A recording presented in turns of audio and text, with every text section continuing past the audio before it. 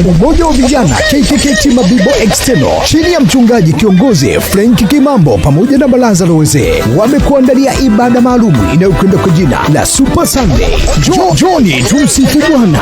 Ibada hiyo itakayoambatana na tamasha kubwa la kusifu na kuabudu itafanyika Jumapili hii ya tarehe 23 mwezi wa 8 2026. Unakaribishwa kushiriki pamoja katika ibada hii itakayoongozwa na vijana, na mara baada ya ratiba za ibada kutakuwa na chakula cha pamoja, na itakapofika saa 7 kamili mchana tamasha kubwa litaanza mpaka pale saa 1 kamili za usiku.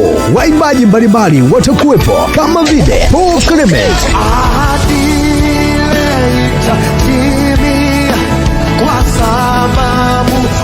Justin Asifiwe, Emmanuel Jo,